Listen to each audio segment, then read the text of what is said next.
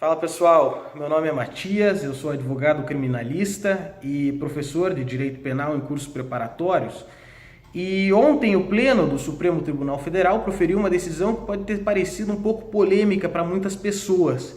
Nessa decisão, o Pleno do nosso Supremo Tribunal Federal decidiu por ser inconstitucional a realização de conduções coercitivas. Pois bem, em primeiro momento a gente tem que entender o que é essa tal de condução coercitiva, tá? Condução coercitiva está prevista no artigo 260 do nosso Código de Processo Penal, condução coercitiva do acusado, do investigado, da pessoa contra a qual pende a suspeita de prática de um crime, tá?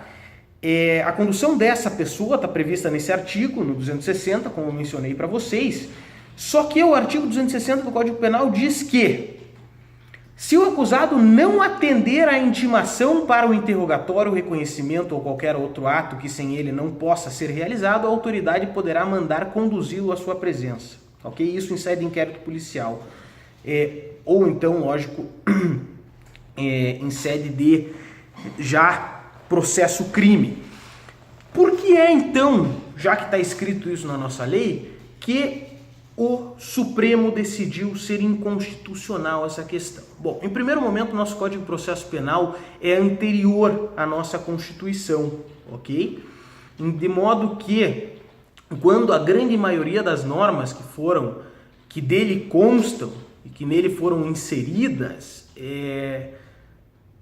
por serem anteriores à nossa Constituição, não foram editadas com base nos ditames constitucionais, ok? A gente tem aí um negócio que chama recepção, tá? Então as leis que são anteriores à Constituição de 88, elas passam por uma análise de constitucionalidade e adequação à nova norma constitucional, e se não for adequada, a nova ordem constitucional vigente disse que a norma não foi recepcionada, ok? Mas no caso aqui foi uma declaração de inconstitucionalidade.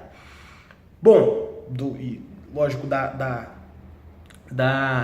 medida de condução coercitiva. Mas por que foi-se considerada inconstitucional a condução coercitiva? Pelo fato de que o interrogatório do acusado, ou seja, a ouvida do acusado, daquele que contra si pende a suspeita de prática de crime, é um ato de defesa, ok? É um ato eminentemente defensivo. O interrogatório, por mais que ele tenha um conteúdo probatório, ele seja capaz de produzir algum tipo de indício ou de prova, como por exemplo a confissão, ele não se vale a isso. Ok? O interrogatório, ele tem como fim quase que exclusivo garantir ao acusado, aquele que contra si pende a suspeita da prática de um crime, a possibilidade de, sobre essas acusações e essas suspeitas, falar. A gente tem no nosso ordenamento a previsão e como direito absoluto o direito à ampla defesa e o contraditório, ok? A ampla defesa, ela é formada por dois aspectos diversos, duas frentes ela tem. Uma que é a defesa técnica sempre representada pelo advogado, ok? E outra, a autodefesa. E a autodefesa se realiza tanto no inquérito policial quanto em sede de processo crime por meio do interrogatório do acusado.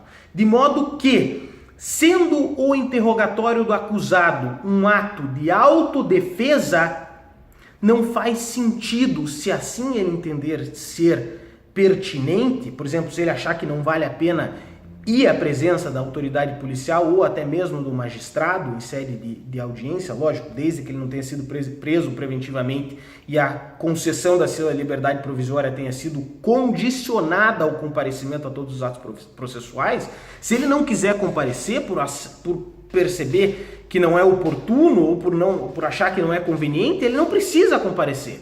Por quê? Porque o interrogatório é um direito constitucional, é um direito dele, não é... Ele não precisa comparecer a esse ato.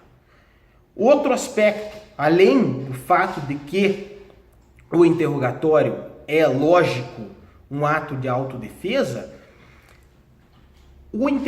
ninguém é obrigado a produzir prova contra si mesmo, de modo que, se ele achar que toda e qualquer fala dele possa vir a prejudicá-lo num determinado processo penal, ele pode ficar em silêncio, ok? E se ele pode ficar em silêncio, em razão do princípio da não autoincriminação, pensem comigo, qual é a função de pegar o cara pelo colarinho dele, levar até a frente do delegado de polícia, sentar o cara na frente do delegado de polícia e fazer ele falar se ele não quer falar nada? Se ele pode, se ele tem o direito constitucional de permanecer em silêncio.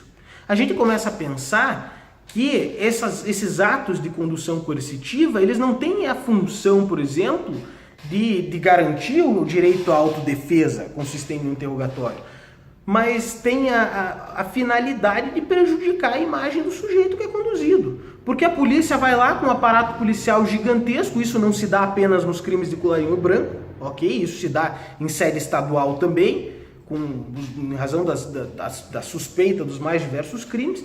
Pega-se a pessoa algema-se a pessoa, pega-se a pessoa, leva-se a viatura de polícia, coloca a pessoa no camburão, e aí a pessoa é encaminhada até a delegacia de polícia, onde é sentada na frente do delegado, e o delegado fala: o senhor pode permanecer em silêncio. Qual é a finalidade disso? Não existe finalidade alguma senão prejudicar a imagem do sujeito, é isso que parece, sabe? Então, lógico, além das inúmeras violações aos direitos do acusado, pelo fato de que ele tem o direito de saber a acusação que pende contra ele, tem o direito de ser assistido por um advogado, se ele assim entender necessário. Não apenas se ele assim entender necessário. A nossa lei prevê a obrigatoriedade da presença de um advogado no momento do interrogatório. Quando o delegado de polícia pega o sujeito na casa dele, leva o sujeito até a delegacia de polícia e manda ele falar, na grande maioria das vezes não apenas não é demonstrado não é demonstrada a imputação que pende contra o sujeito, como também não lhe é facultada a presença de um defensor técnico, ok? Então, nesses casos, sempre há violações a garantias individuais conquistadas com muita luta, muito suor e muito sangue por nosso povo.